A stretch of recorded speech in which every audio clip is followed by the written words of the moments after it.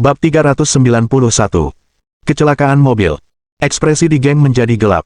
Apa katamu? Apa? Berpikir untuk mundur. Ekspresi kemarahan yang kelam langsung tampak di wajah Di Geng. Anak kurang ajar, aku mengakui harga dirimu dan mencoba merekrutmu, tapi aku tak pernah menyangka kau tak tahu cara menghargai kebaikan. Anda ingin Paviliun Wanbao menyediakan ramuan obat untuk Anda. Tanpa persetujuanku, lupakan saja. Petik 2. Mendengar ini, Ding Hao segera menegur.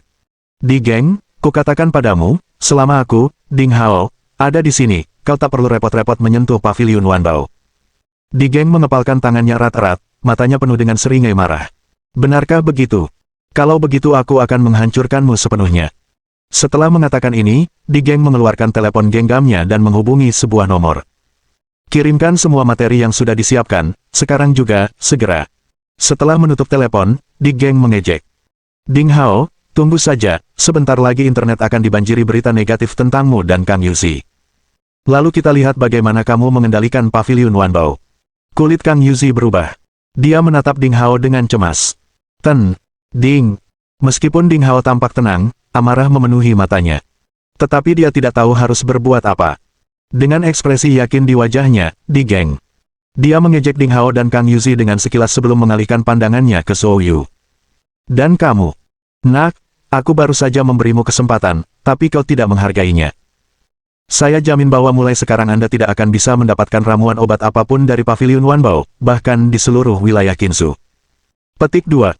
Masih ingin menjalankan perusahaan. Tunggu saja kebangkrutannya. Petik 2. Zhou Yu tersenyum tipis. Benarkah begitu? Mari kita lihat apakah berita Anda dipublikasikan. Belum sempat dia bicara, telepon Di Geng mulai berdering. Bos Di, saya baru saja menerima telepon dari Highwave Media. Mereka bilang apa?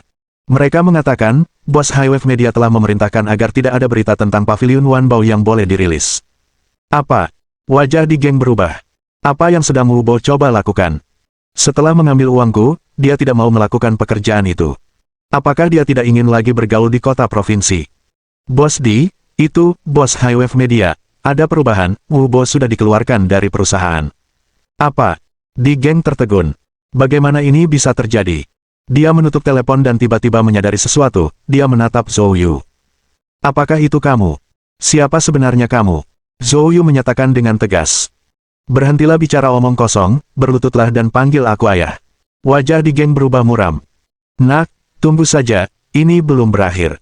Selain ikut campur dalam urusan grup Fukeku, kau juga akan mati. Setelah berkata demikian, Di Geng bermaksud untuk pergi. Tunggu. Zhou Yu melangkah maju, menghalangi jalan Di Geng. Apalagi yang kau inginkan? Tanya Di Geng dingin. Mencoba melarikan diri sebelum memenuhi taruhan. Di Geng mengumpat dengan marah. Enyah. Dengan itu, Di Geng mengulurkan tangan untuk mendorong Zhou Yu. Namun, Zhou Yu mengangkat satu kaki dan menendangnya tepat di dada. Di Geng menjerit kesakitan, terlempar mundur dan menghancurkan pintu hingga berkeping-keping. Dia terbanting keras ke tanah, sambil menyemburkan darah segar dari mulutnya. Anda, tunggu saja. Dilalap amarah, Di Geng berusaha berdiri dan bergegas mundur. Zhou Yu ingin menghentikannya tetapi ditahan oleh Kang Yuzi. Zhou, jangan membuatnya marah sampai mati, karena kita tidak tahu apa yang mungkin dilakukan anjing gila ini. Petik 2. Zhou Yu tidak berkata banyak lagi. Di matanya, karakter sekecil itu tidak berarti apa-apa, entah tersinggung sampai mati atau tidak. Setelah Di Geng pergi, Ding Hao dipenuhi rasa terima kasih. Dr. Zhou, terima kasih. Zhou Yu melambaikan tangannya dan berkata, itu masalah kecil. Ingat saja apa yang kau janjikan padaku. Tidak lama lagi aku akan membutuhkan banyak ramuan obat dari Paviliun Wanbao. Petik 2. Ding Hao buru-buru berkata, tidak masalah, Dr. Ilahi Zhou. Paviliun Wanbao kami adalah salah satu pemasok tanaman obat terbesar di wilayah Qinzhou. Selama perusahaan Anda berdiri di ibu kota provinsi, kami dapat menyediakan herbal sebanyak yang Anda butuhkan. Petik 2. Senang mendengarnya. Zhou Yu tidak berlama-lama lagi dan langsung meninggalkan rumah sakit. Setelah meninggalkan rumah sakit, Zhou Yu menelepon Huang Chenggang. Bagaimana perkembangannya? Zhou, prosedur serah terima untuk Highwave Media telah diselesaikan dengan sukses. Segalanya berjalan lancar. Saya telah mengusir kroni-kroni Wu Bo dan menggantinya dengan orang-orang kita sendiri. Perusahaan beroperasi secara normal, tanpa masalah yang tidak terduga. Petik 2. Zhou Yu menganggukkan kepalanya. Dia benar-benar seorang elit yang dikirim oleh Qin Dingbang. Datanglah menemuiku, aku akan mengajakmu bertemu seseorang. Mulai sekarang, kamu akan menerima perintah darinya. Petik 2. Baiklah, tidak masalah, Tuan. Zhou, kamu ada di mana? Aku akan menjemputmu. Petik 2. Di pintu masuk rumah sakit kota. Baiklah, aku akan segera ke sana. Setelah menutup telepon, Huang Chenggang tiba dalam waktu 10 menit. Zhou Yu membawa Huang Chenggang menemui Sui Tianyu. Sui Tianyu sedang sibuk di gedung kantor yang baru disewanya. Melihat kedatangan Zhou Yu, dia merasa gembira. Apa yang membawa bos kita yang terhormat ke sini hari ini? Tianyu, aku sudah cukup mengurus dua hal yang kamu sebutkan sebelumnya. Ini Huang Chenggang, kepala Haiwang Media. Saya telah mengalihkan perusahaan ini ke nama Anda, dan mulai sekarang, Anda akan mengelolanya secara langsung. Petik 2. Mata Sui Tianyu berbinar. Haiwang Media. Saya pernah mendengarnya. Ini adalah perusahaan media yang sedang naik daun dengan reputasi hebat dalam industrinya. Dengan adanya pihak kita, penyelesaian masalah publisitas kita seharusnya sudah setengah jalan. Petik 2. Direktur Huang, mulai sekarang, lakukan pekerjaan dengan baik di bawah kepemimpinan Tianyu. Huang Chenggang segera berdiri dan berkata dengan hormat. Zhou, Direktur Sui, yakinlah, saya akan berusaha sekuat tenaga. Petik 2. Bagus, Sui Tianyu mengangguk puas. Dan persediaan ramuan obatnya. Paviliun Wanbao sudah siap. Mereka siap menyediakan apapun yang Anda butuhkan, kapanpun Anda membutuhkannya. Petik 2. Paviliun Wanbao. Wajah Sui Tianyu dipenuhi dengan keterkejutan dan kebahagiaan. Reputasi Paviliun Wanbao di bidang medis luar biasa. Dengan mereka menyediakan tanaman obat, kami memiliki nilai jual lain untuk promosi kami. Sekarang saya merasa lega. Petik 2. Benar, formula masker wajah yang kamu berikan padaku terakhir kali sedang dicampur oleh seseorang. Batch prototipe pertama akan segera keluar. Kau urus saja masalah itu. Bagus, karena Anda sudah di sini, izinkan saya mengajak Anda melihat-lihat pengaturan perusahaan baru. Penuh semangat, Sui Tianyu menggandeng tangan Zhou Yu dan mengajaknya berkeliling gedung kantor. Setelah semua tur, saat Zhou Yu pergi, hari sudah malam. Huang Chenggang bersikeras mengusir Zhou Yu kembali, dan Zhou Yu tidak menolak. Dalam perjalanan pulang, keduanya mengobrol santai. Namun pada saat itu, tiba-tiba ada dua mobil mendekat dari arah berlawanan, dengan lampu depan yang begitu terang sehingga mereka hampir tidak bisa membuka mata. Kedua mobil itu melaju kencang dan langsung menuju ke mobil Huang Chenggang. Mata Zhou Yu menyipit. Hati-hati. Dia segera menggunakan ki sejati untuk melindungi Huang Chenggang. Bang! Ketiga mobil itu bertabrakan dengan hebat. Bab 392. Pelajaran di depan pintunya. Kepala Huang Chenggang terguncang akibat benturan tersebut, namun untungnya, ia tidak terluka berkat perlindungan ki sejati Zhou Yu. Pada saat ini, sekelompok pria kekar turun dari mobil di seberang. Orang-orang itu, sambil mengacungkan parang, mendekati mobil Huang Chenggang dengan ekspresi ganas di wajah mereka. Setelah mendapat pandangan yang jelas, wajah Huang Chenggang menjadi pucat. Zhou, ini buruk, lari. Zhou Yu menyipitkan matanya. Jangan panik. Tunggu saja, aku akan pergi melihatnya. Tetapi, tepat saat Huang Chenggang mencoba menghentikannya, Zhou Yu sudah keluar dari mobil dan berjalan menghampiri. Segera setelah itu, Huang Chenggang menyaksikan pemandangan yang mengejutkan. Begitu Zhou Yu keluar dari mobil, sekelompok pria itu mengayunkan parang ke arahnya. Namun, Zhou Yu, dengan tangan kosong, menyerang mereka. Kemanapun tinjunya diarahkan, parang itu hancur berkeping-keping seperti kertas, dan orang-orang itu jatuh ke tanah satu demi satu.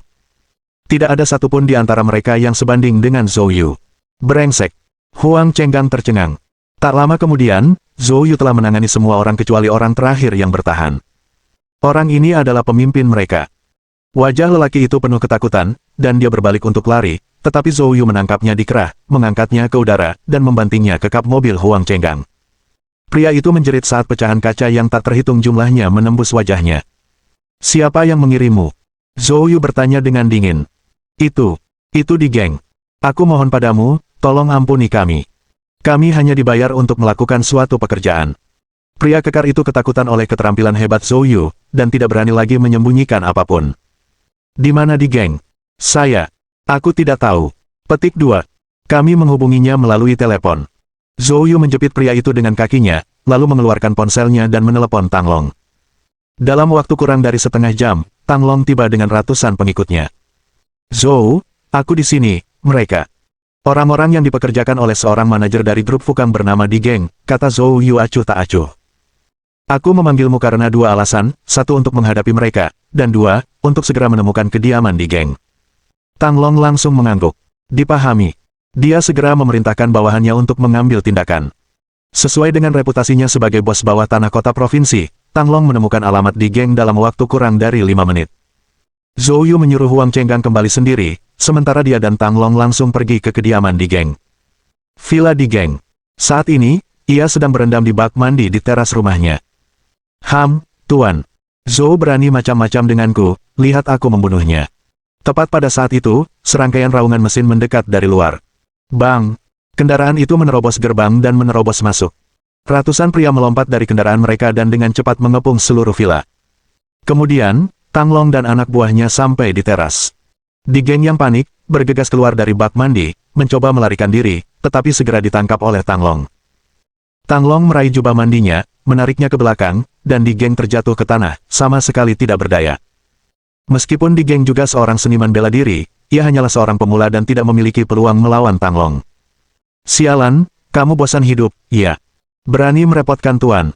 Zhou. Di geng terlempar ke tanah, pinggangnya hampir patah.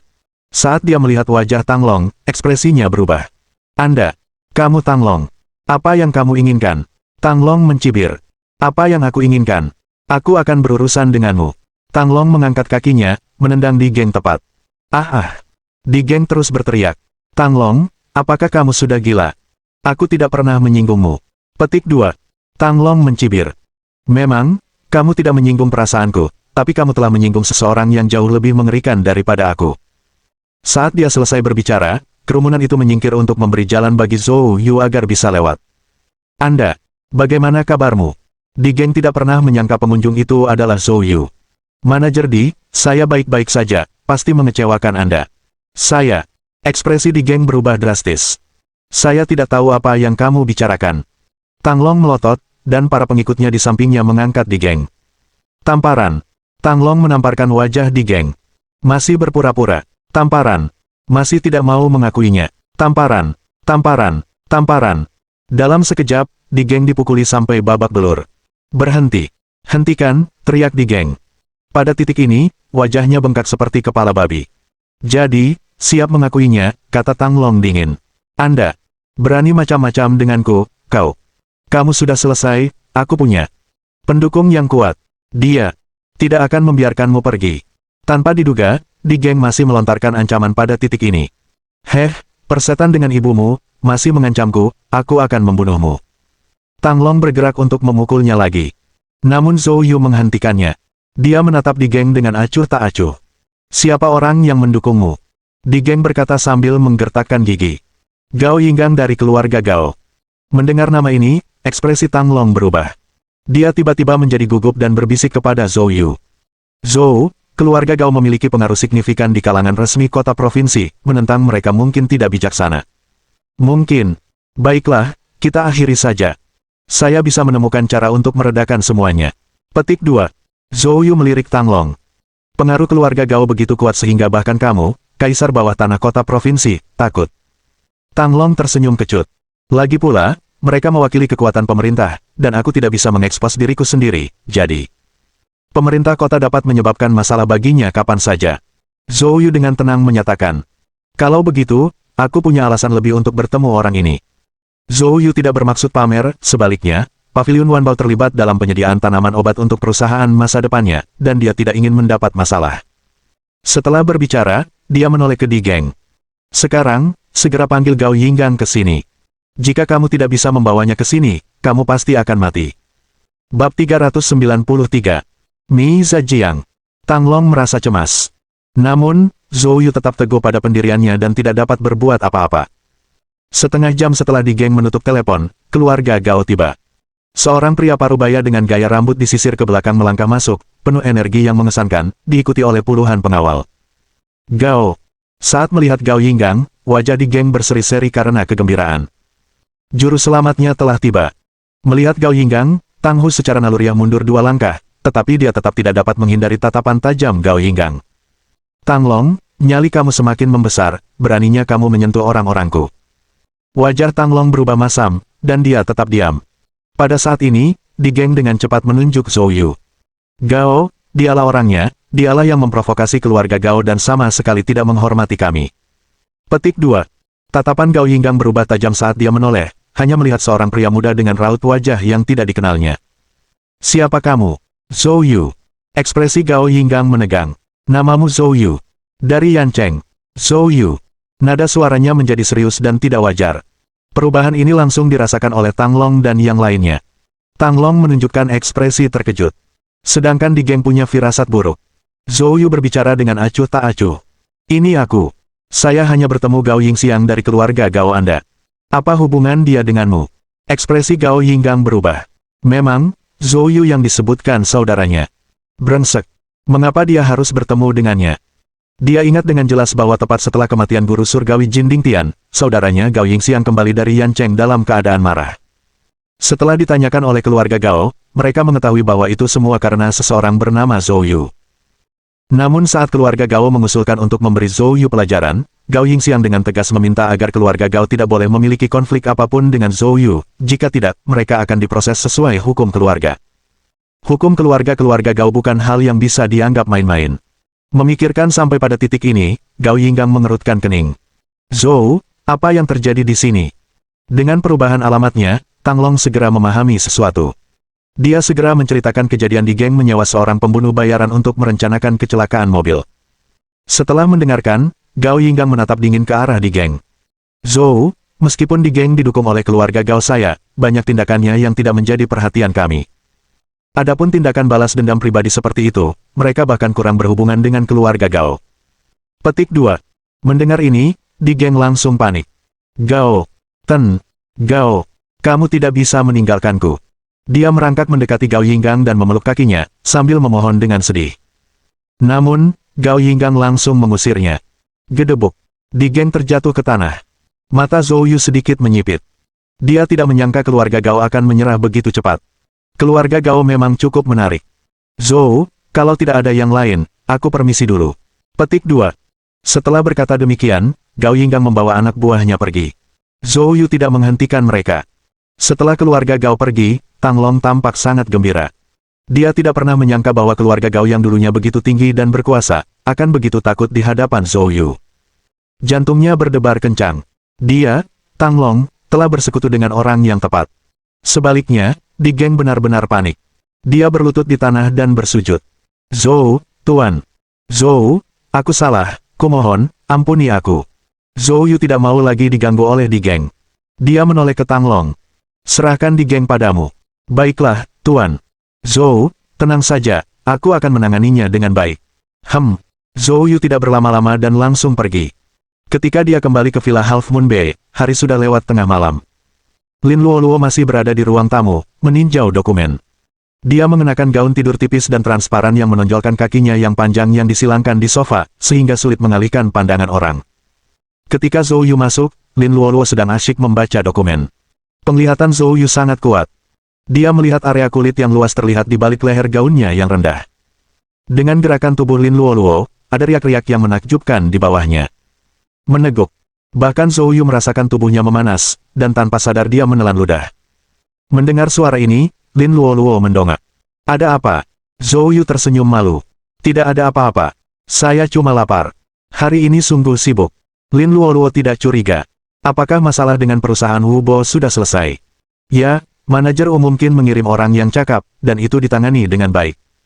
Lin Luoluo mengangguk. Bagus, ada makan malam di meja, kamu bisa memakannya sendiri. Aku akan istirahat. Setelah berkata demikian, Lin Luoluo pun naik ke atas. Saat dia berjalan setengah jalan, dia tiba-tiba berhenti. Ngomong-ngomong, aku sedang berpikir untuk mengunjungi seorang teman di pedesaan dekat kota provinsi dalam beberapa hari. Saya dengar anggota keluarganya sakit. Apakah kamu punya waktu untuk menemaniku ke sana? Zhou Yu segera mengangguk. Tidak masalah sama sekali. Bagus. Lin Luoluo berbalik dan naik ke atas. Zhou Yu pergi ke meja makan, hanya untuk menemukan semangkuk mie zhajiang. Cuacanya masih hangat. Jelas saja, itu dibuat belum lama ini. Gelombang kegembiraan melintas di mata Zhou Yu. Setelah sekian lama, istri cantik ini akhirnya mulai menunjukkan perhatian padanya. Terharu. Zhou Yu bergegas duduk untuk makan. Setelah satu gigitan, ekspresinya langsung berubah. Sial, ini bukan mie zhajiang, tapi kecap asinnya terlalu banyak. Keesokan paginya, Zhou Yu bangun pagi-pagi. Mengingat kejadian kemarin, dia memutuskan lebih aman untuk membuat sarapan sendiri. Saat sedang memasak, teleponnya tiba-tiba berdering. Zhou, saya Sun Zeng. 3 hari yang lalu, Anda memberitahu kami di asosiasi letihan untuk menyerahkan orang yang membuat gelang tersebut. Orang itu telah tiba, dan dia ingin bertemu dengan Tuan Zhou. Mata Zhou Yu menyipit. Meskipun Sun Zeng berusaha menjaga nadanya tetap tenang, Zhou Yu masih bisa mendeteksi kegugupan dalam suaranya. Baiklah, di mana kita akan bertemu? Bab 394. Rumah 9 Surga. Rumah Yun Xiao. Jam 3 sore, Sun Zeng mengungkapkan sebuah alamat. Zhou Yu tersenyum sedikit. Baiklah, aku akan ke sana. Setelah mengatakan ini, dia menutup telepon. Lalu dia menghubungi nomor Qin Dingbang. Qin, apakah kamu tahu restoran bernama Yun Xiao Mansion? Qin Dingbang terkejut. Ya, restoran ini adalah restoran terbesar milik asosiasi letihan, dan bersama dengan Nine Immortal Mansion dan Emperor Mansion, mereka dikenal sebagai Three Mansions. Ini adalah restoran paling mewah di kota provinsi ini. Kenapa tiba-tiba bertanya tentang ini? Zhou Yu tersenyum dan berkata, seseorang dari asosiasi letihan mengundang saya untuk makan di Yun Xiao Mansion. Ekspresi wajah Qin Dingbang berubah. Zhou Yu, kamu tidak bisa pergi, terutama ke Yun Xiao Mansion. Mengapa tidak? Kudengar bahwa Yun Xiao Mansion, juga dikenal sebagai Nine Heavens Mansion, adalah tempat di mana para ahli bela diri yang masuk akhirnya menghilang tanpa jejak. Meskipun tidak ada bukti konklusif, kemungkinan besar orang-orang tersebut semuanya berakhir mati. Petik 2. Aku tahu kamu punya konflik dengan asosiasi letihan, kamu sama sekali tidak boleh pergi ke sana. Zhou Yu menggelengkan kepalanya dan berkata, terima kasih atas perhatian Anda, Tuan Qin, tapi apa arti yang menggemparkan yang dapat dimiliki oleh asosiasi letihan? Saya sebenarnya cukup penasaran untuk melihatnya. Petik 2. Qin Dingbang, merasakan tekad Zhou Yu, menghela nafas. Baiklah kalau begitu, hati-hati saja. Setelah Qin Dingbang menutup telepon, dia tiba-tiba menemukan bahwa putrinya telah datang ke sisinya di beberapa titik.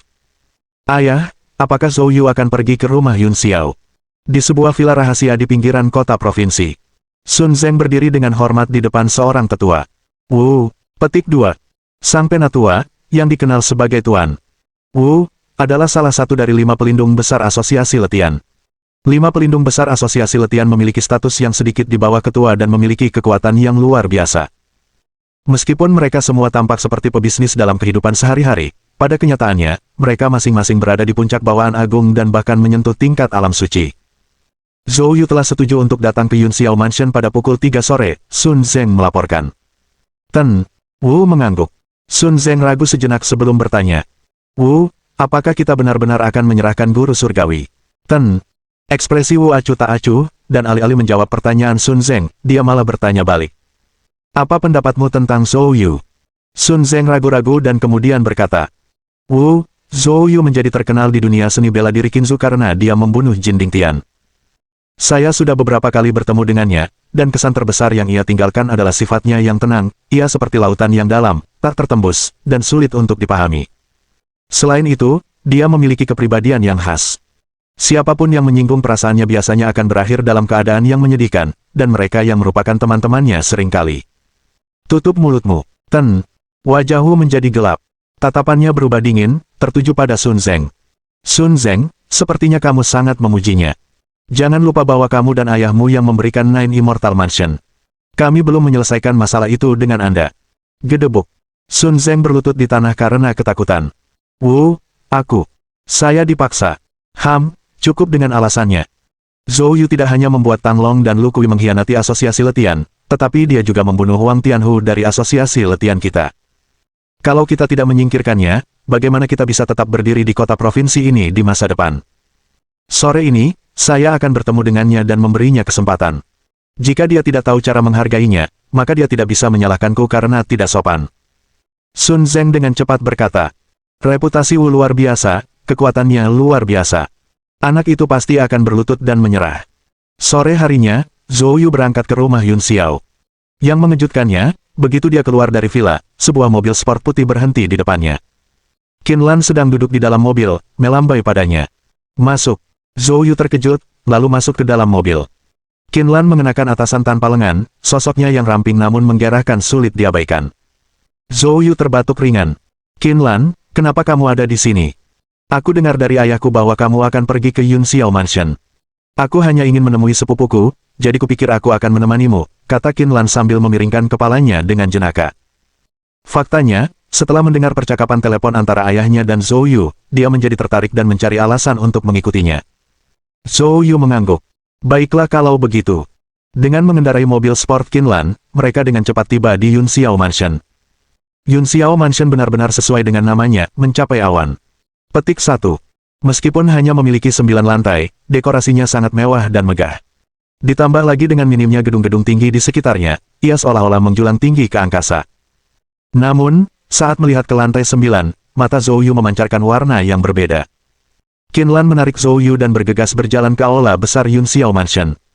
Resepsionis segera menyambut mereka. Tuan, Nona, apakah Anda punya reservasi? Qin Lan melihat sekeliling. Di mana manajermu, Tong Yingzi? Nona, manajer kita Tong sedang ada di kantornya. Bolehkah aku bertanya siapa kamu? Dia sepupuku.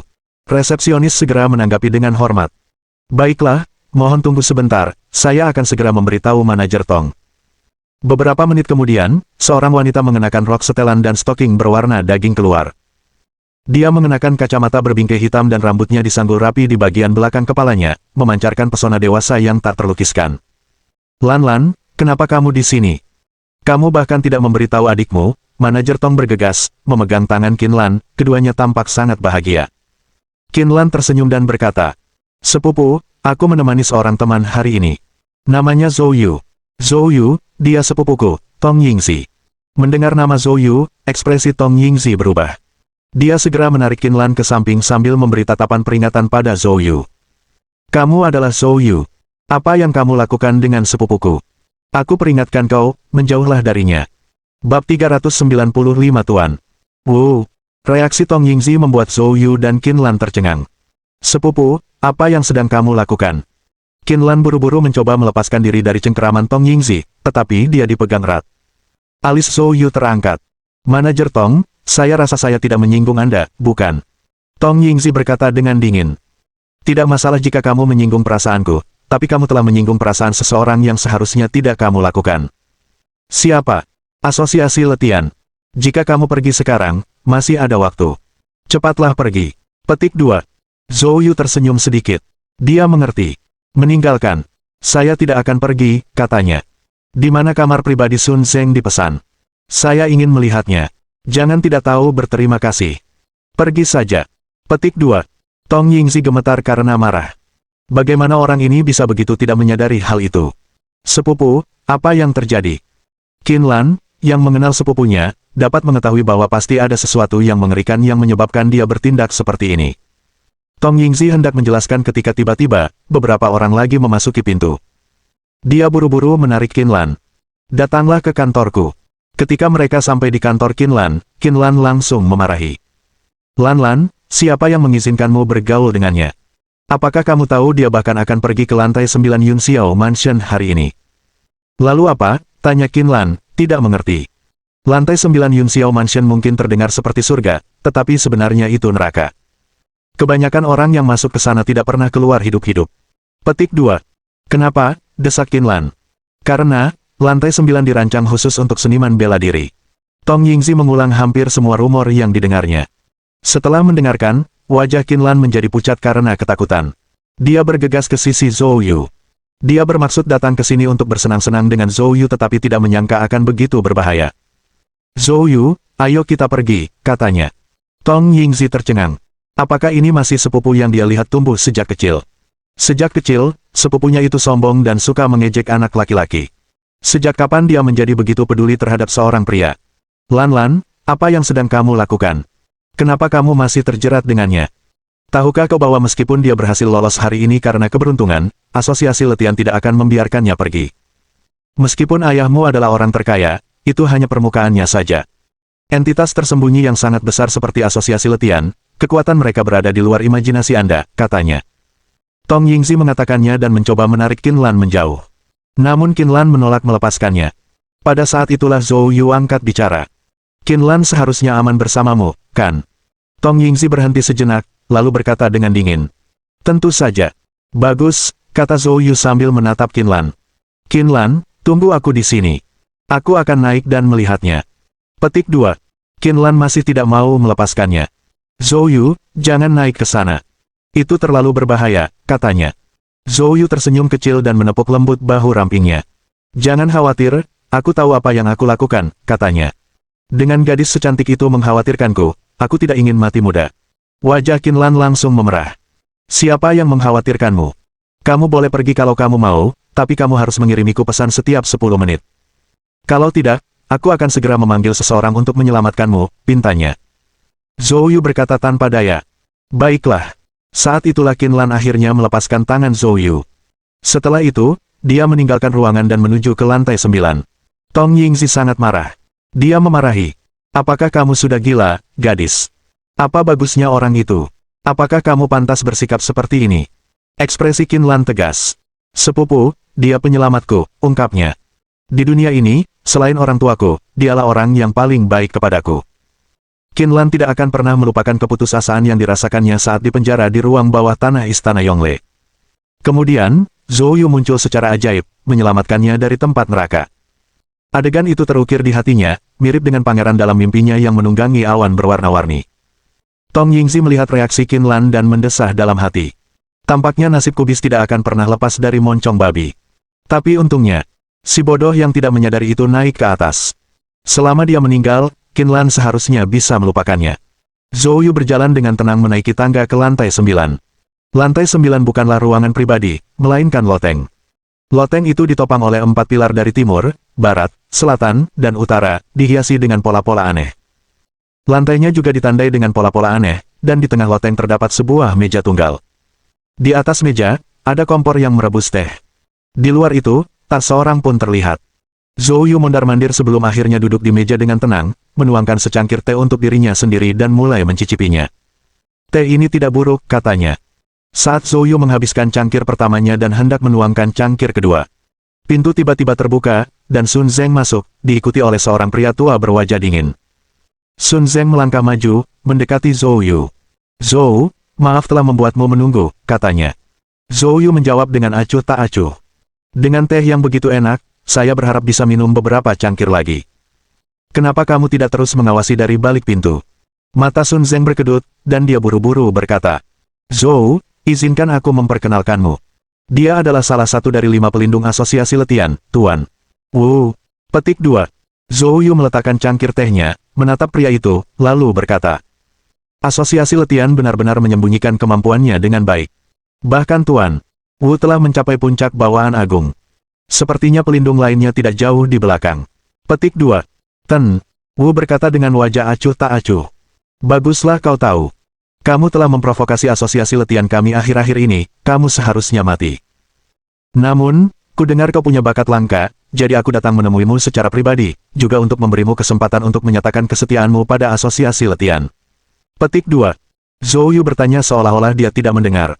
Gelang yang menyihir orang itu, apakah kamu yang membuatnya? Bab 396 mengirimmu dalam perjalanan. Ten, mata Wu menyipit, dan sedikit ketidakpuasan muncul di wajahnya.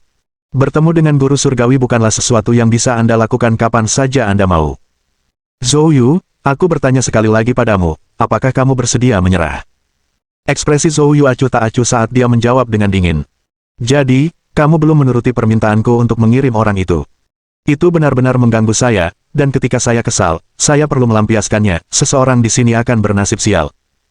Terserah kalian berdua untuk memilih, siapa yang akan menghadapi kematian, kamu atau Sun Zeng. Ten, mata Wu menyipit. Berani. Karena kau sedang mencari kematian, aku akan mengabulkan permintaanmu. Ten, Wu tiba-tiba menyerang dengan pukulan telapak tangan, kekuatan dahsyatnya mengarah langsung ke kepala Zhou Yu. Zhou Yu bersikap tenang dan kalem, cangkir tehnya pecah dengan keras. Bang! Cangkir teh itu langsung hancur menjadi debu karena kekuatan itu. Ten, serangan Wu tidak mereda dan mendarat di tubuh Zhou Yu. Namun, saat berikutnya, riak emas muncul di tubuh Zhou Yu. Ten, serangan Wu tidak berpengaruh apapun pada Zhou Yu. Memang, kamu punya beberapa keterampilan, tidak heran kamu begitu sombong. Ten, Wu mencibir dingin. Namun, di tempat ini, ada banyak ahli yang lebih tangguh darimu, namun, tak satu pun yang berhasil keluar hidup-hidup. Begitu dia selesai berbicara, Ten, kaki Wu menghentak keras ke lantai. Dalam sekejap, pola pada keempat pilar bersinar dengan kilauan cian yang misterius, dan tekanan tak terlihat tiba-tiba turun, menyebabkan ki sejati dalam tubuh Zhou Yu menjadi lamban. Pada saat yang sama, Tuan Wu juga menjerit dengan keras. Gelombang suara yang memekakkan telinga menyerang Zhou Yu. Zhou Yu merasakan kegelapan di depan matanya saat otaknya memasuki keadaan kacau. Melihat hal tersebut, wajah Wu dipenuhi dengan senyum sinis. Apakah ini Zhou Yu yang ketenarannya sedang naik daun akhir-akhir ini? Menurutku, dia tidak istimewa sama sekali. Petik 2. Dunia seni bela diri negara bagian Qin benar-benar merosot, membiarkan bocah sombong seperti itu mengintimidasi banyak keluarga bangsawan. Dasar orang-orang bodoh. Wajah Sun Zeng dipenuhi keterkejutan. Dia mengira Zhou Yu paling tidak dapat bertukar beberapa jurus dengan Tuan Wu, atau, yang terburuk, berhasil melarikan diri. Tetapi dia tidak menduga hasil ini. Wu, apa yang terjadi padanya? Wu menjawab dengan bangga. Di sini terdapat formasi yang secara pribadi ditetapkan oleh presiden kita, yang mampu sepenuhnya menekan ki sejati dari setiap seniman bela diri di bawah alam suci. Apa bedanya jika Zhou Yu mengolah pemurnian ki dan pemurnian tubuh? Begitu aku mengaktifkan formasi, kultivasi pemurnian ki-nya akan langsung ditekan. Ditambah dengan teknik unikku, gelombang suara penghancur jiwa, si bodoh ini tak punya pilihan selain menurutinya. Jadi begitulah, pikir Su Zeng dalam hati, benar-benar tercengang. Ternyata legenda tentang Nine Heavens Mansion itu benar adanya. Asosiasi letian membunuh para ahli tersebut dengan menggunakan metode tersebut. Sun Zeng berkata dengan hormat. Wu, aku telah belajar banyak. Petik 2. Baiklah, saatnya menghabisinya. Wu mengangkat telapak tangannya, membidik kepala Zhou Yu. Tetapi pada saat itu, mata Zhou Yu tiba-tiba terbuka. Senyum dingin terpancar di matanya, dan dia langsung melayangkan pukulan. Wu tidak pernah dapat mengantisipasi bahwa Zhou Yu akan terbangun begitu tiba-tiba, dan pada saat ia menyadarinya, semuanya sudah terlambat. Pukulan Zhou Yu secepat kilat. Berdebar. Wu memuntahkan darah dan terpental mundur, menghantam pilar di belakangnya dengan keras. Anda, Wu menatap Zhou Yu dengan ketakutan di seluruh wajahnya. Zhou Yu berdiri dan berbicara dengan acuh tak acuh. Kamu menganalisis situasi dengan baik, tapi kamu hanya kurang beruntung. Formasi terkutuk yang dibentuk oleh presidenmu ini bahkan tidak sebanding dengan formasi orang tua itu, tidak ada gunanya. Juga, saya lupa menyebutkan bahwa saya juga ahli dalam teknik gelombang suara. Tapi jujur saja, terkena teriakanmu itu membuatku tertegun sesaat. Jadi ketika aku membentak si tua he waktu itu, begitulah yang dia rasakan, ya. Sungguh tidak menyenangkan. Wu, yang berjuang melawan rasa sakit, mencoba bangkit. Zhou Yu, aku peringatkan kau, presiden kita adalah pakar sejati alam suci. Lebih baik kau patuh saja, kalau tidak presiden kami tidak akan membiarkanmu pergi. Benarkah begitu? Mulut Zhou Yu menyeringai. Sebenarnya aku sudah sangat ingin bertemu dengannya, sayang sekali, setelah sekian lama mencari, aku belum melihat sehelai pun rambut presidenmu itu. Namun, kemunculanmu membuatku menyadari sesuatu. Melihat wajah Zhou Yu yang tersenyum, Wu merasakan hawa dingin di sekujur tubuhnya. Apa yang ingin kamu lakukan? Sederhana saja. Sebelumnya, aku bahkan tidak bisa melihat sekilas salah satu dari kalian yang disebut 5 pelindung agung. Tapi ketika aku menekan Sun Zeng, kalian muncul, kan? Sekarang, jika saya ingin bertemu dengan presiden Anda, saya harus menekan Anda. Sudah waktunya bagimu untuk menemui ajalmu. Wajah Wu berubah drastis saat dia meraung, beraninya kau. Dia tidak menyelesaikan kalimatnya ketika telapak tangan Zhou Yu menghantamnya. Hati Wu langsung berubah menjadi bubur. Sun Zeng, yang berada di samping, roboh ketakutan. Zhou, aku. Dia tergagap, tidak mampu menyelesaikan kalimatnya. Zhou Yu menatap Sun Zeng. Guru surgawi yang baru saja disebutkan, siapakah dia? Sun Zeng buru-buru menjawab. Zhou, sang guru surgawi adalah teman presiden kami dan hanya berinteraksi dengannya dalam asosiasi letian. Saya benar-benar tidak tahu apa-apa. Zhou, aku mohon padamu, aku sungguh tidak dapat menghubungi guru surgawi, aku hanya punya tuan Wu untuk beralih ke. Petik 2. Tolong ampuni aku. Zhou Yu mendekati Sun Zeng dan berkata dengan acuh tak acuh. Aku tidak akan membunuhmu, tahukah kamu kenapa? Sun Zeng menggelengkan kepalanya. Aku tidak tahu. Petik 2. Karena aku ingin kau melaporkan kematian orang tua ini ke petinggi asosiasi letian. Tentu saja Anda dapat melebih-lebihkan sesuka Anda, katakanlah bagaimana saya memandang rendah asosiasi letian Anda. Atau bahkan aku tidur dengan istri presidenmu, itu juga tidak masalah. Petik 2. Bagaimana menurutmu? Bisakah kamu melakukan itu? Bab 397. Sun Zeng tercengang. Dia tidak bodoh, dia langsung mengerti. Zhou Yu belum selesai membunuh, dia ingin terus memprovokasi para petinggi asosiasi letian. Apa sebenarnya yang coba dia lakukan? Pikiran Sun Zeng dipenuhi rasa takut. Apakah aku perlu bertanya kepadamu untuk kedua kalinya? Suara dingin Zhou Yu langsung menyadarkan Sun Zeng kembali ke dunia nyata. Dia mengangguk cepat. Tidak perlu, aku akan mendengarkan semuanya Tuan. Zhou mengatakan. Petik 2. Sun Zeng tidak peduli lagi pada saat itu, dia tahu bahwa konflik antara Zhou Yu dan asosiasi letian sudah melebihi apa yang bisa diganggu-gugat oleh orang kecil seperti dia. Satu-satunya perhatiannya sekarang adalah menyelamatkan hidupnya sendiri. Kantor Tong Yingxi. Qin Lan mondar-mandir dengan cemas di kantor, sambil memegang telepon genggam di tangannya. Layar telepon menampilkan penghitung waktu stopwatch. Semenjak Zhou Yu pergi, dia mulai menghitung waktu. 8 menit telah berlalu sekarang. Mengapa Zhou Yu belum mengirimiku pesan? Mungkinkah sesuatu telah terjadi padanya? Tong Yingxi tampak tidak terkesan di sampingnya. Jika dia tidak melihatnya dengan mata kepalanya sendiri, dia tidak akan bisa membayangkan ada seorang pria di dunia ini yang mampu membuat Qin Lan bertindak seperti ini. Dia mencoba menenangkannya.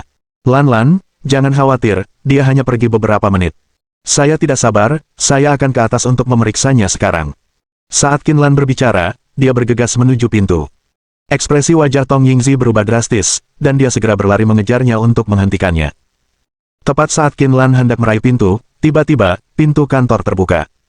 Qin Lan tidak dapat berhenti tepat waktu dan menerobos keluar pintu. Tong Yingxi, yang berada di belakangnya, juga tersandung dan mengikutinya hingga terjatuh. Pada saat itu, Zhou Yu bingung. Dia turun untuk memasuki kantor Tong Yingxi, dan saat dia membuka pintu, dia melihat dua orang bergegas keluar. Secara naluriah dia mengulurkan tangan untuk menangkapnya. Qin Lan dan Tong Yingxi keduanya menjerit melengking, melangkah mundur sambil meletakkan tangan di dada. Zhou Yu cepat-cepat mundur dan mengangkat tangannya sebagai isyarat tidak bersalah. Tidak bermaksud. Qin Lan awalnya tampak marah, tetapi ketika dia melihat Zhou Yu, dia langsung bergegas maju dan bertanya dengan khawatir. Zhou Yu, kamu baik-baik saja? Zhou Yu menggelengkan kepalanya. Saya baik-baik saja. Bukankah aku sudah bilang sebelum pergi, aku akan segera kembali. Lihat, aku tidak berbohong padamu. Qin Lan melirik stopwatch di ponselnya, yang kini menunjukkan angka 9,5 menit. Kau membuatku khawatir begitu lama. Qin Lan cemberut. Kamu berutang padaku. Oke. Zhou Yu buru-buru setuju. Sementara itu, Tong Yingxi marah besar dan wajahnya memerah. Dia telah secara tidak sengaja dipegang dengan cara yang tidak pantas, dan bukan saja tidak ada seorang pun yang meminta maaf, tetapi dia juga diabaikan. Dia merasa malu dan marah, namun juga dipenuhi rasa terkejut. Zhou Yu sebenarnya telah kembali turun. Bagaimana dia melakukannya? Sementara Tong Yingxi kebingungan, Sun Zeng juga turun ke bawah. Tong Yingxi dengan cepat berkata, Presiden Sun. Sun Zeng mengira Zhou Yu telah pergi, tetapi betapa terkejutnya dia, Zhou Yu ada di kantor Tong Yingxi. Dia bergegas mendekat. Zhou, kamu belum pergi. Zhou Yu meliriknya. Apa? Kau sangat ingin aku pergi? Sun Zeng cepat-cepat melambaikan tangannya. Tidak, Tuan. Zhou, Anda pasti bercanda. Tentu saja, saya menyambut Anda di sini. Petik 2. Zhou Yu tersenyum tipis. Benarkah begitu? Menurutku tempatmu ini juga cukup bagus, tidak kalah dengan Nine Immortal Mansion. Sun Zeng bergidik. Zhou, jika Zhou Yu menuntut lebih dari Yun Xiao Mansion, dia benar-benar akan tamat. Zhou Yu tiba-tiba melengkungkan sudut mulutnya. Jangan gugup, aku tidak akan menuntut apapun lagi. Sun Zeng menyeka keringat dingin dari dahinya. Baiklah, saya permisi dulu. Zhou Yu berkata kepada Qin Lan. Qin Lan, ayo pergi. Qin Lan mengangguk. Baiklah. Setelah itu, Zhou Yu menoleh ke Tong Yingxi. Manajer Tong, maaf soal tadi. Setelah berkata demikian, dia mengangguk sedikit lalu berjalan keluar. Pada saat ini, Tong Yingxi sudah tertegun. Dia belum pernah melihat Sun Zeng memperlihatkan sikap tunduk seperti itu. Siapa sebenarnya Zhou Yu ini? Apa yang memberinya kekuatan untuk turun dari Istana Sembilan Surga dan menimbulkan rasa takut seperti itu dalam diri Sun Zeng? Pada saat ini, dia tiba-tiba menyadari, ini mungkin alasan mengapa sepupunya Qin Lan memperlakukan Zhou Yu secara berbeda. Saat Tong Yingxi asyik dengan pikirannya yang liar, tiba-tiba suara Sun Zeng terdengar. Manajer Tong, apakah Anda kenal Tuan?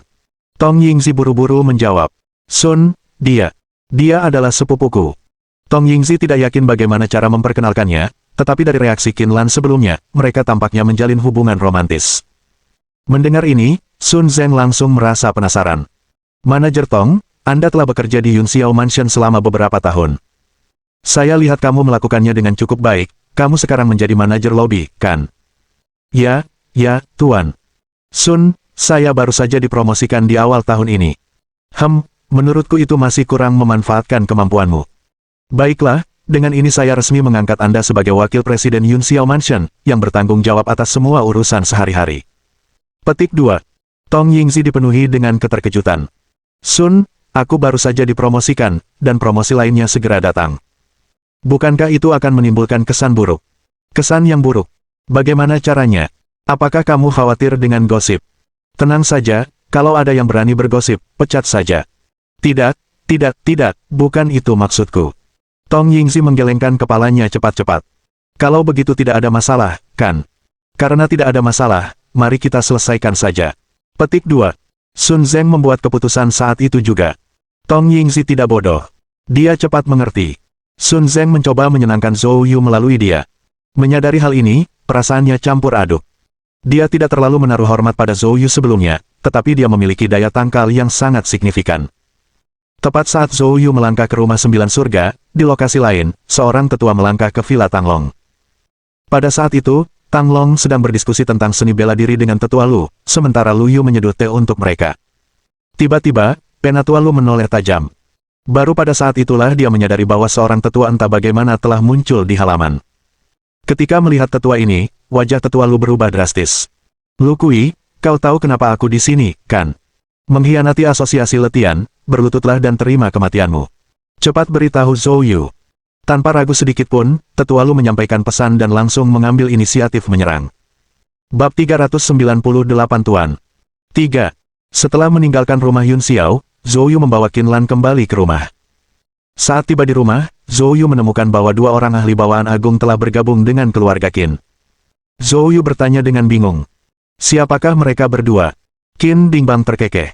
Zhou Yu, mereka adalah tetua yang dikirim oleh tetua Xie untuk melindungi Lan Lan, jelasnya. Itu masuk akal. Zhou Yu tersenyum kembali. Keduanya memiliki keterampilan yang cukup hebat, sekarang, Tuan. Qin seharusnya merasa lega. Petik 2. Qin Dingbang tersenyum pahit. Kota provinsi mungkin tampak tenang di permukaan, tetapi di balik itu, arusnya bergejolak. Semoga semuanya baik-baik saja. Petik 2. Ngomong-ngomong, semuanya baik-baik saja di Yunxiao Mansion hari ini, bukan? Zhou Yu mengangguk. Tidak ada hal besar yang terjadi. Itu bagus. Qin Dingbang tidak terlalu memikirkannya, ia merasa jika Zhou Yu baik-baik saja, maka rumor tersebut pasti salah. Saat itu, ponsel Zhou Yu tiba-tiba berdering. Zhou Yu, bantu aku. Dari telepon terdengar teriakan Lu Yu meminta tolong. Setelah berteriak, panggilan terputus. Qin Lan, aku harus pergi, ada sesuatu yang mendesak, kata Zhou Yu sebelum bergegas keluar. Di Villa Tanglong, Lu Kui sudah terlibat dalam pertarungan sengit dengan Tuan San. Dia sangat menyadari keberadaan keganasan dan kekejaman San. Jadi, dia memutuskan untuk menyerang terlebih dahulu, tetapi dia masih meremehkan Tuan. Kekuatan San. Meskipun Lu Kui telah mencapai puncak bawaan agung, dia baru saja pulih dari cedera serius. Sebaliknya, Tuan San telah menyentuh ambang alam suci. Kekuatannya jauh melebihi kekuatan Lu Kui. Setelah hanya 3 gerakan, Lu Kui terluka parah dan muntah darah. Bang! Kaki San menginjak dada Lu Kui. Lu Kui, kamu tahu betul peraturan asosiasi letian. Namun, Anda berani mengkhianati kami. Apakah kau benar-benar berpikir asosiasi letian akan membiarkanmu pergi? Kemarahan memenuhi wajah Lu Kui, dan dia melawan dengan sekuat tenaga, tetapi ketika San memberikan tekanan, tulang rusuknya langsung hancur. Karena tidak mampu menahan rasa sakitnya, Lu Kui berteriak. Tanglong meraung saat dia menyerang ke depan, tetapi San bahkan tidak meliriknya. Dengan satu telapak tangan, Tanglong terlempar ke belakang, darah muncrat dari mulutnya. Biarkan kakekku pergi. Lu Yu berlari menghampiri sambil menangis. Saat melihat Lu Yu, mata San yang suram memperlihatkan cahaya yang keji. Oh, bukankah ini cucumu, yang berubah menjadi sayur? Aku tidak menyangka dia begitu cantik. Dia akan menjadi sosok yang menghiburku, katanya dengan muram. Dengan cengkeraman yang merobek ruang, San menarik Lu Yu ke dalam pelukannya. Lu Yu ketakutan, menjadi pucat dan meronta, tetapi dia tidak dapat melepaskan diri dari Tuan. Cengkeraman San. Binatang buas, lepaskan cucuku, pinta Lu Kui, matanya hampir keluar dari rongganya. Jika kau menyentuhnya, Zhou Yu tidak akan membiarkanmu lolos begitu saja. Zhou Yu, Ten, San mencibir. Pasti dialah yang memulai pengkhianatanmu terhadap asosiasi letian, kan? Lu Kui, aku menyesal memberitahukanmu bahwa Zhou Yu kecil telah pergi ke Istana Sembilan Surga, kata Tuan. Kata San. Wu Tua ada di sana menunggunya. Apakah menurutmu dia bisa kembali? Mendengar ini, wajah Lu Kui langsung berubah putus asa. Sudah berakhir. Mengapa Zhou Yu pergi ke tempat seperti itu? Semuanya sudah berakhir. Dengan suara gemuruh, Lu Kui berkata, San, biarlah semuanya menjadi tanggung jawabku, tapi biarkan cucuku pergi. Petik 2. Lu Kui, berhentilah berjuang. Saya tidak hanya akan menikmatinya tetapi melakukannya tepat di depan Anda. Betapa mendebarkannya hal itu. Tuan, kata San sambil tersenyum mesum. Dia menendang Lu Kui ke samping. Lalu, sambil tertawa sinis, dia mulai merobek pakaian Lu Yu. Merobek. Pakaian atas Lu Yu robek, memperlihatkan pakaian dalamnya dan sebagian besar kulit pucatnya. Hahaha. Sangat lembut. Ten. Mata San berbinar-binar dengan mata merah karena gembira. Tepat pada saat itu, niat membunuh yang mengerikan langsung muncul. Ten.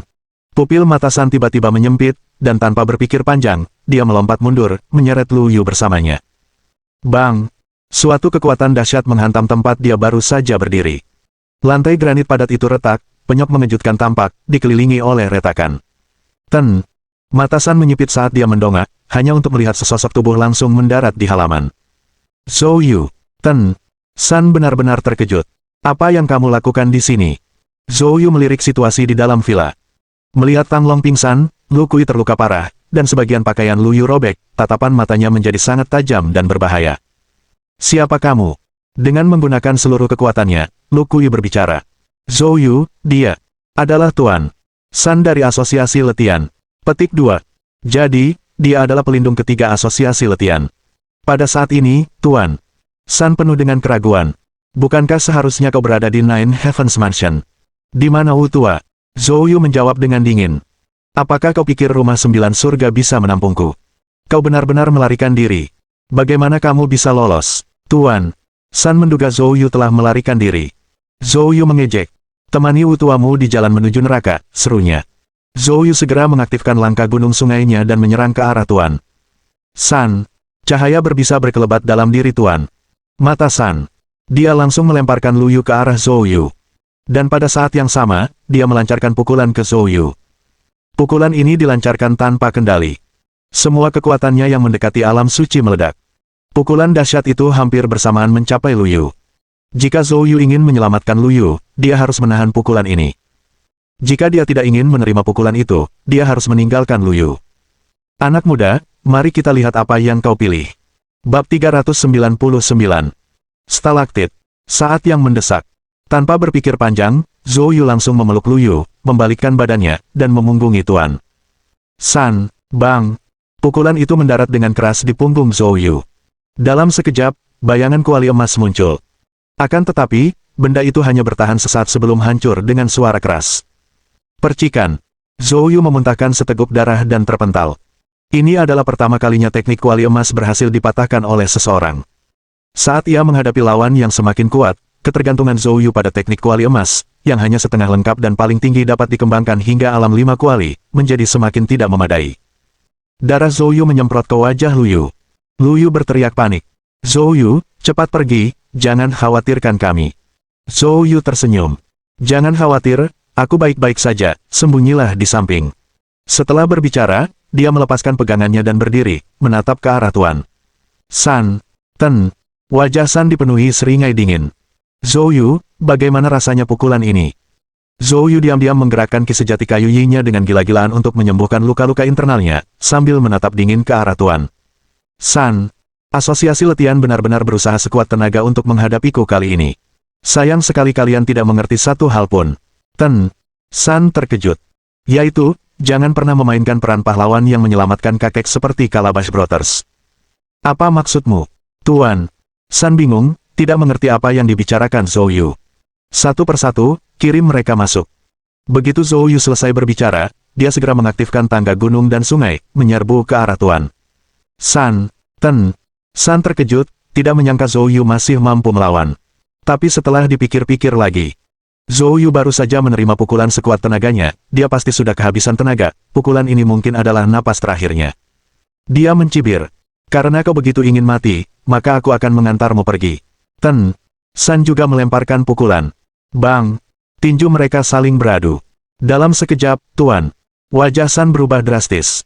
Dia memuntahkan darah, dan tanah di bawah kakinya meledak. Kamu seharusnya terluka parah. Bagaimana kamu bisa? Ten. San meludahkan darah saat ia terlempar ke udara. Kemampuan penyembuhan yang kuat dari Yi Wutki, Ten. San tidak akan pernah mengerti. Zhou Yu tidak memberinya kesempatan untuk mengatur napas, mengejarnya dan mendaratkan pukulan lain. Pada saat ini, Tuan. San benar-benar bingung. Dengan tergesa-gesa, dia mengayunkan tinjunya untuk bertahan, tetapi lengannya dihancurkan oleh kekuatan geng naga milik Zhou Yu dan hancur berkeping-keping. Serangan secepat kilat Zhou Yu sangat kejam, menghantamkan pukulan lain ke dadanya. Retakan. Dadanya benar-benar cekung. Sekarang, apakah kamu mengerti maksudku? Kata-kata dingin Zhou Yu bergema di telinga Tuan. Telinga San, tetapi sayangnya, dia tidak lagi punya kekuatan untuk berjuang, kekuatan hidupnya dengan cepat memudar. Setelah berurusan dengan Tuan San, Zhou Yu segera pergi ke sisi Tetua Kui. Setelah pemeriksaan cepat, Zhou Yu segera menyalurkan Yi Wut Truki ke tubuh Tetua Kui untuk menstabilkan lukanya. Lu Yu bergegas menghampiri, air mata mengalir di wajahnya. Zhou Yu, kakekku. Jangan khawatir, aku tidak akan membiarkan apapun terjadi padanya. Zhou Yu segera memerintahkan bawahan Tang Long untuk membawa Tetua Kui dan Tang Long ke sebuah ruangan. Kemudian, dia mulai menilai luka-luka pena Tua Kui. Setelah pemeriksaan, alis Zhou Yu berkerut dalam. San telah menimbulkan luka-luka yang berat, dengan beberapa meridian di tubuh Tetua Kui retak, kondisinya sudah di luar jangkauan penyembuhan hanya dengan ki sejati kayu Yi, diperlukan pengobatan spiritual yang langka. Zhou Yu segera melihat ke arah bawahan Tang Long. Apakah bosmu punya obat spiritual yang berharga di sini?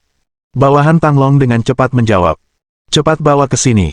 Tak lama kemudian, bawahan Tang Long membawa lebih dari selusin kotak giok. Zhou Yu membukanya dan memeriksanya, mendapati bahwa meskipun bahan obat ini berharga, namun masih jauh dari memenuhi syarat sebagai pengobatan spiritual. Alis Zhou Yu berkerut erat. Tidak ada satupun yang akan berhasil. Zhou Yu hendak menelepon Qin Dingbang untuk meminta bantuan menemukannya. Pada saat itu, salah satu bawahan Tang Long tiba-tiba berlari menghampiri. Zhou, kami menemukan beberapa barang pada orang tua yang kau bunuh. Apakah Anda melihat manfaatnya? Bawahan Tang Long meletakkan beberapa botol dan toples di depan Zhou Yu. Zhou Yu tertegun, mengambil botol seukuran ibu jari, membukanya, dan langsung menampakkan ekspresi terkejut. Stalaktit berusia berabad-abad. Dia tidak menduga bahwa Tuan San pasti punya barang bagus seperti itu. Benda ini sungguh ajaib bagi seorang seniman bela diri penyempurnaan tubuh, tidak hanya mampu memperbaiki urat dan tulang, tetapi yang lebih penting lagi, juga memperkuat fisik. Bagi seniman bela diri di bawah alam bawaan besar, setetesnya sebanding dengan obat spiritual yang berusia lebih dari 500 tahun. Zhou Yu segera mengambil stalaktit berusia seabad dan meneteskannya ke mulut Tetua Kui.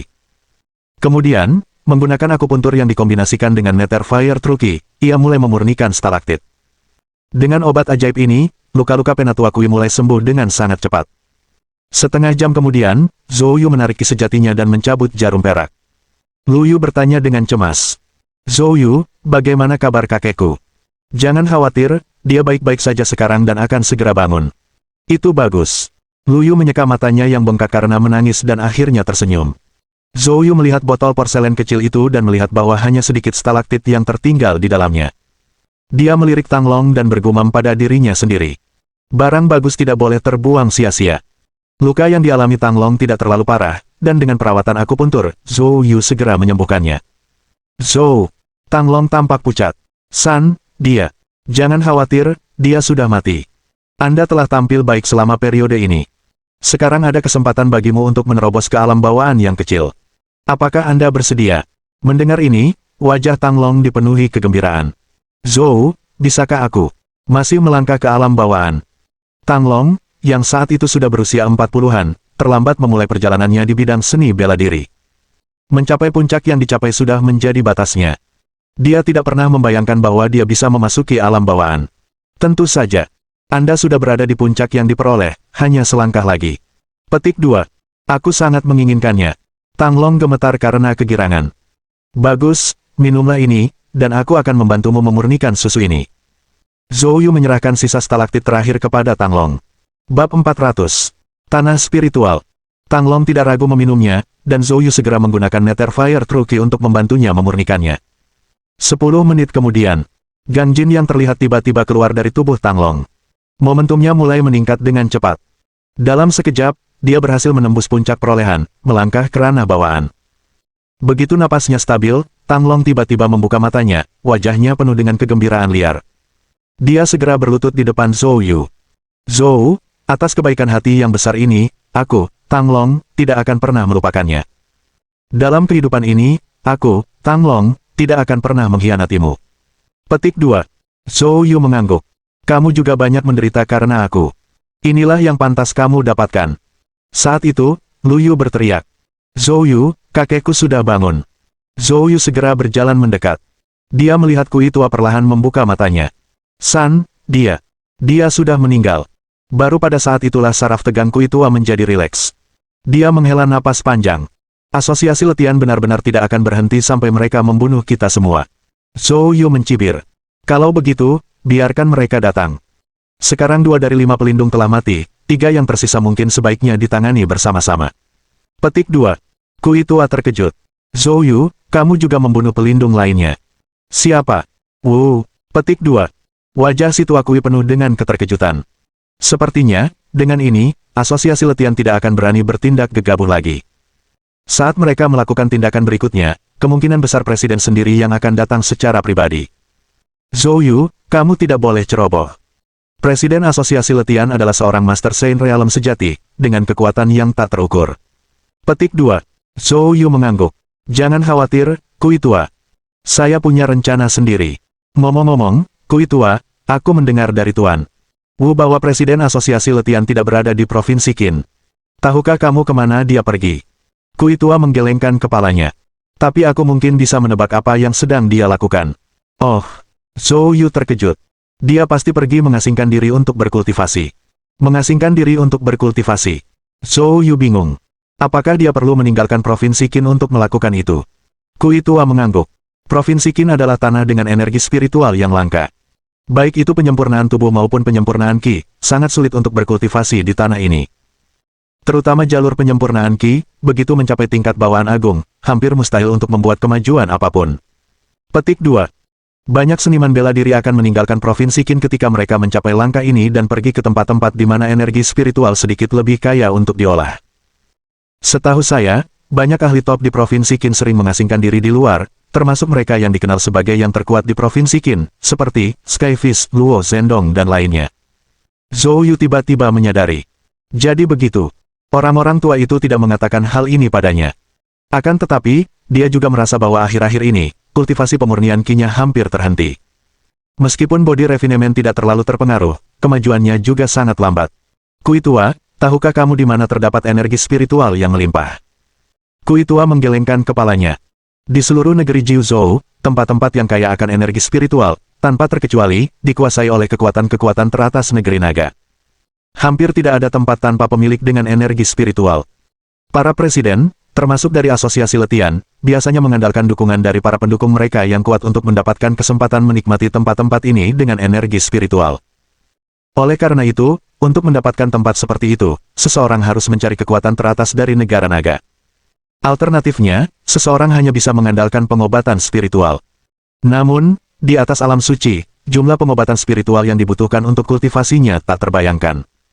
Bahkan 7 kekuatan besar di kota provinsi tidak mampu membelinya. Petik 2. Zhou Yu mengangguk. Matanya menunjukkan ekspresi berpikir. Tampaknya dia mengira segala sesuatunya lebih sederhana daripada kenyataannya. Dia percaya bahwa setelah mengolah roh yang, dia akan mampu melangkah ke alam suci, tetapi sekarang tampaknya tanpa tanah spiritual, hal itu mustahil. Setelah memastikan bahwa Kui Tua dan Tang Long baik-baik saja, Zhou Yu meninggalkan Villa Tang Long. Sepanjang jalan, dia merenungkan tentang masalah tanah spiritual. Ketika dia kembali ke Villa Half Moon Bay, Lin Luoluo masih meninjau dokumen. Zhou Yu bertanya dengan rasa ingin tahu. Presiden Lin, bukankah proyek kereta bawah tanah jalur 10 sudah diamankan oleh keluarga Lin? Apakah Anda harus sesibuk itu setiap hari? Lin Luoluo, tanpa mengangkat kepalanya. Meskipun sudah disetujui terlebih dahulu, belum final sampai dikonfirmasi. Kita harus selalu siap sepenuhnya.